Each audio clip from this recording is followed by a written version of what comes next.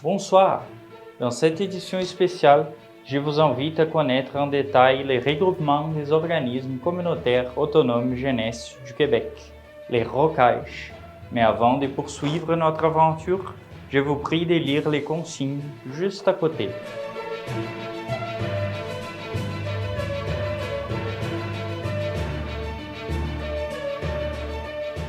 Merci beaucoup de suivre les consignes et comme je vous disais tantôt, on va plonger à fond pour savoir qu'est-ce que les ROCAJ mangent en hiver, quelles sont les habitudes de l'équipe de travail et surtout comment les ROCAJ a prévu de mettre la jeunesse québécoise de l'avant. Tout ça après la pause.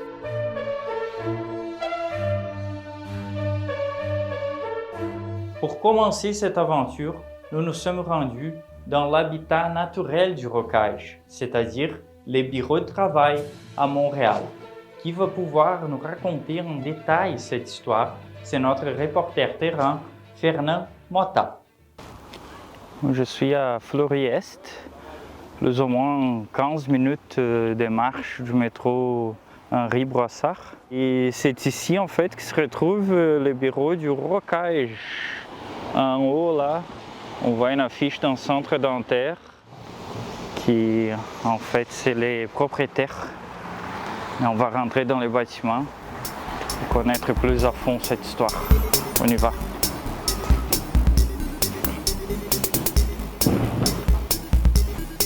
On arrive là, vous voyez déjà le logo. En fait, j'ai lu, ça fait pas longtemps, qui dépendamment du temps qu'une entreprise prend pour répondre à la porte, ça parle beaucoup de l'effectivité. On va voir comment ça se passe ici. Bonjour, bienvenue au ROCAJ. Bonjour, ça va bien? Oui, ça va très bien, vous? Oui, ça va. Moi, c'est Fernand. Bonjour Fernand. Je suis la coordonnatrice administrative du ROCAJ. Mais enchanté, c'est parfait. Je suis venu en fait parce que je travaille dans un média et nous sommes en train de rechercher un sujet pour un reportage. Alors, je voulais faire le tour de votre organisme et parler avec la DG. Mais certainement, et avec plaisir. C'est magnifique que vous soyez là avec un média. On a beaucoup d'expérience avec les médias. On est une équipe de communication qui est vraiment très, très, très performante. J'ai entendu parler. Oui. Vous pouvez rentrer. Venez. Mais merci beaucoup. Fernando, tu me dois 20 $. C'est des beaux locaux, hein? Oui, en effet. Vous avez des photos, là, une montre. Il y a une forêt. Oui, on est très fiers. Cool. Est-ce que je pourrais parler avec la DG? Oui, certainement, c'est par ici. Ok, parfait. C'est pas loin. Ah, voilà. Alors, la porte est fermée, je vais cogner. Notre reporter terrain a réussi de voir une entrevue avec la directrice générale du ROCAJ, Noémie Roche. Est-ce que tu peux m'expliquer comment ça fonctionne? Quelle est la mission, mais dans des mots qui, messieurs et madame tout le monde vont comprendre? Ben oui, bien sûr. Le ROCAJ, donc c'est le regroupement des organismes communautaires autonomes jeunesse du Québec. Ces actions reposent sur 3 piliers: rassembler, soutenir et représenter. Donc rassembler parce que c'est un lieu où on met en contact différents organismes, nos organismes membres, pour faire de l'échange d'expertise, avoir un espace pour échanger avec d'autres pairs. Soutenir parce qu'on a la particularité d'avoir un service conseil dédié aux membres. Et puis représenter parce qu'on a beaucoup d'activités qui nous permettent de porter la voix des jeunes et de nos membres auprès de la sphère politique et de la sphère publique. Ok, mais c'est assez clair là, c'est quoi les ROCAJ, les grandes lignes. Merci beaucoup Noémie. Merci. Et voilà, il n'y a plus de jus là. Vous avez le ROCAJ à tout prix.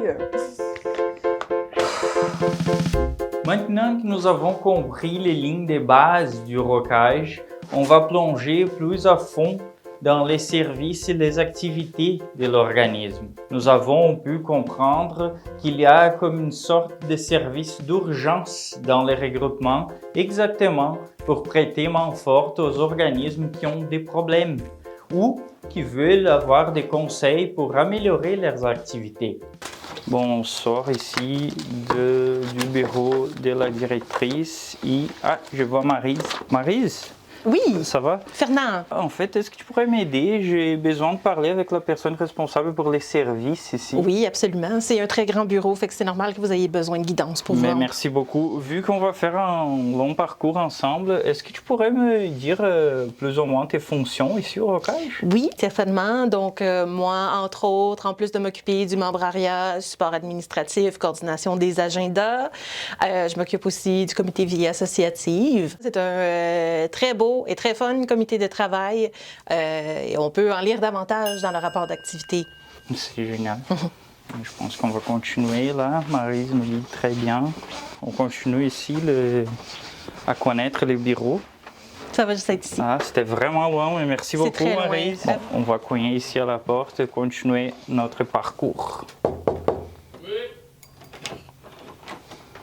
J'ai eu la chance en fait de lire les rapports d'activité du Rocage. On parle d'une nouvelle façon de faire, d'être plus proche des membres. Est-ce que tu peux expliquer cette approche-là?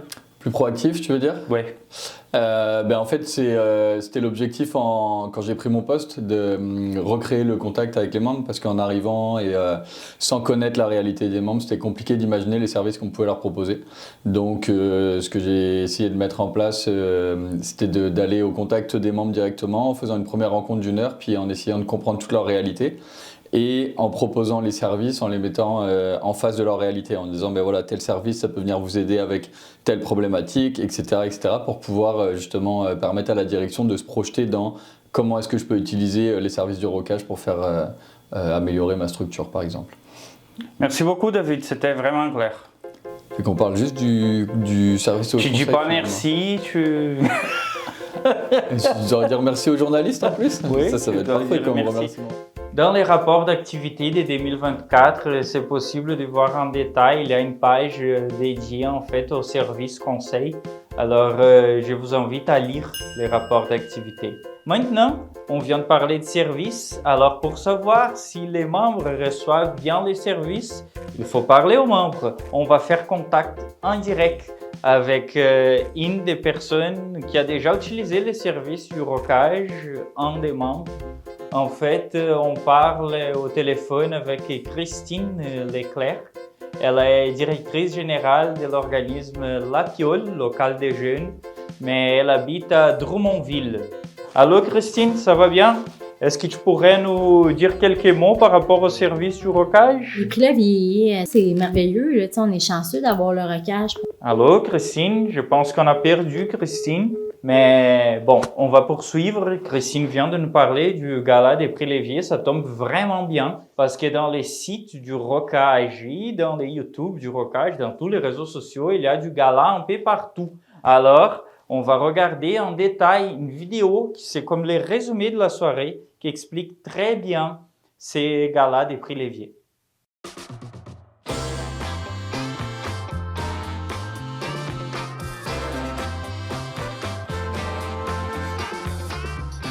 J'espère qu'en gagnant ce prix, je vais être capable d'inspirer le monde. J'aimerais vraiment remercier le Centre communautaire Bon Courage. J'ai appris le leadership avec eux. Faut pas oublier tout le travail qu'il y a eu en amont pour que des gens comme moi se ramassent avec des prix comme ça. C'est extrêmement inspirant. Ça donne énormément d'espoir. À part le gala des prix Lévier qui a été vraiment une réussite, les Rocages mènent 3 autres projets avec le secrétariat à la jeunesse du gouvernement provincial. Ceux-ci sont très bien décrits dans les rapports d'activité. D'ailleurs, je voudrais juste vous dire mon impression personnelle, les rapports d'activité, je ne sais pas qui l'a écrit, mais c'était vraiment un très beau travail. Je vous invite à continuer notre exploration sur les terrains directement avec le reporter Fernand Motta. On part ici de la cuisine du Rocage et on va de l'autre côté du bureau, car un des piliers du Rocage est représenté. Pendant que je me déplace, je vous laisse regarder un petit extrait d'une entrevue que Noémie a donnée à TVR 9 où elle a parlé de ces côtés-là. Ça va paraître un petit peu un grand classique, mais la question du financement est un enjeu récurrent, surtout dans le milieu communautaire. C'est parfois difficile pour le milieu politique d'entrer dans un sujet par le financement parce que le financement est limité. mais ça a des répercussions énormes sur les conditions de travail des employés et puis sur la population en général parce que les services sont à risque d'avoir des ruptures de services, par exemple. Toujours dans ces sujets politiques, Noémie nous a parlé aussi de quelques moments chauds de l'année dans l'entrevue qu'on a fait tantôt avec elle. Ça vaut la peine de regarder cet extrait. Début décembre, l'Assemblée nationale a adopté presque à l'unanimité une abstention, une motion qui visait à demander au gouvernement de vérifier le financement d'organismes qui font la promotion de l'exploitation sexuelle pour évidemment cesser ce type de financement. Ça pouvait paraître une motion pleine de valeurs et de vertus, mais en fait, en arrière de cette motion, les organismes qui travaillent en réduction des méfaits pour les jeunes qui échangent des services sexuels, qui sont en situation d'exploitation sexuelle, étaient visés. Donc on a plusieurs membres dans ce cas-là, donc ça a été l'occasion de rassembler un comité pour se mobiliser, essayer de mobiliser d'autres acteurs du réseau communautaire aussi, et faire un plan d'action qui est encore, qui a été partiellement mis en œuvre et qui est en train d'être poursuivi. Bon, nous nous sommes rendus en fait de l'autre côté du bureau et pour clôturer les aspects politiques, on va parler avec les responsables des communications et de l'analyse politique ici au Rocage. Bonjour, c'est Fernando Rota. Bonjour, oui, je suis responsable vraiment pour en fait laisser toute notre équipe, la directrice, bien informée et pouvoir mieux naviguer dans l'environnement politique. Dans le sens que moi, je participe en fait dans plusieurs comités de nos partenaires comme la RQAK et peut-être la partie principale, c'est de gérer les comités politiques parce que c'est là qu'on a un contact direct avec nos membres. Et dans ces comités politiques-là, on peut débattre, on peut apporter des enjeux, on peut discuter des solutions. Présentement, nous sommes en train de faire une récolte des enjeux de façon générale. On fait ça pour bâtir un cahier de revendications. L'idée, c'est qu'il soit vraiment un outil fort de travail, mais aussi pour faire pression. Merci beaucoup.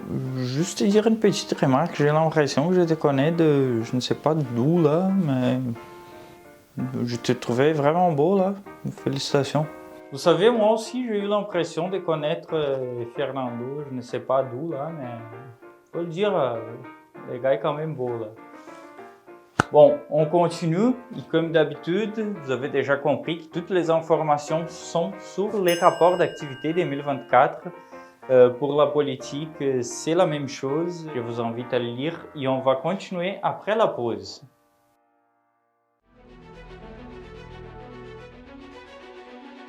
Je pense que jusqu'à présent, toutes les personnes qui ont eu le plaisir de regarder ces reportages arrivent à résumer exactement c'est quoi les regroupements des organismes communautaires autonomes jeunesse du Québec. Il y a un secteur du regroupement responsable pour faire la liaison et en fait faire couler l'information aux membres qui c'est le secteur des communications. Alors pour comprendre un peu comment fonctionne ce travail et peut-être les réussites, les enjeux de 2024, on reçoit via appel vidéo Fernando Rota, le responsable des communications, et je pose tout de suite une question. Car le Rocage a lancé en 2024 un nouveau site web. Quel a été l'objectif, Fernando? Bienvenue. Merci de me recevoir dans ton émission. Et le site web, il fait partie d'une stratégie globale en fait. Nous avons fait une analyse du contexte des communications au Québec et nous avons constaté en fait qu'il y a un vide d'information. Si on parle de la production de nouvelles, il y a un problème grave de financement des médias. Alors, il y a moins de médias en région, il y a moins de journalistes sur le terrain. Lorsqu'il s'agit en fait des informations sur la réalité communautaire, la situation est encore pire. Et les sites viennent répondre un peu à ces problèmes-là. Nous ne cherchons absolument pas de remplacer comme Radio-Canada ou TVA, c'est pas du tout ça l'objectif. Mais en quelque sorte, notre site web enregistre l'histoire du mouvement de l'ACA jeunesse et pas juste pour nos membres, pas juste pour maintenant, mais vraiment c'est quelque chose qui on voit qu'à long terme, ça va laisser entrer en fait de l'histoire. Oui, je vois, mais merci beaucoup Fernando pour votre temps. Et j'ai poursuivi en fait en parlant juste un tout petit peu plus de communication parce que dans les rapports d'activité, il y a tous les chiffres par rapport aux réseaux sociaux du Rocage qui ont enregistré juste pour les vidéos du Gala des prix Lévier 2024 150 000 visualisations. Ça, c'est énorme. En 2023, le même genre de campagne a eu 15 000 vues. Vous pouvez en fait, je vous invite à lire en détail les rapports d'activité. Il y a un reportage qui fait en parallèle avec les Oscars. C'est vraiment intéressant, une bonne lecture. Pour terminer notre voyage au regroupement des organismes communautaires autonomes jeunesse, notre reporter terrain nous a laissé quelque chose de spécial. Il est toujours en train de rechercher un scoop. Alors, il a laissé une caméra cachée devant les toilettes du Rocage. Je vous laisse regarder un peu qu'est-ce que nous avons découvert.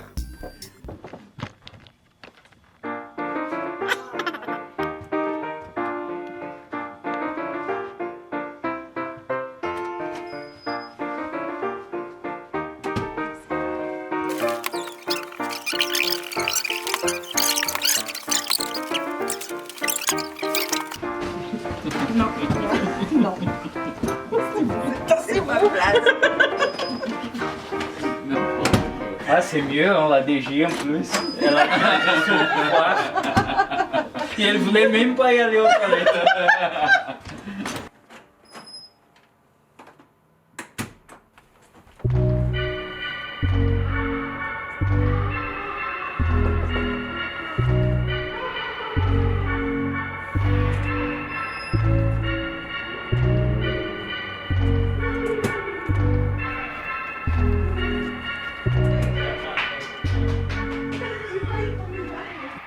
Il a vraiment un problème d'achalandage dans ce petit coin-là, c'est remarquable là.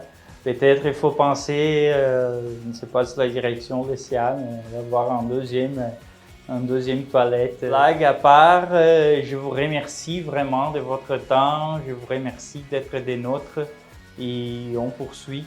Peut-être l'année prochaine, on va se voir à nouveau pour vous présenter les rapports d'activité et surtout c'est quoi les regroupements des organismes communautaires autonomes jeunesse. Bonne soirée!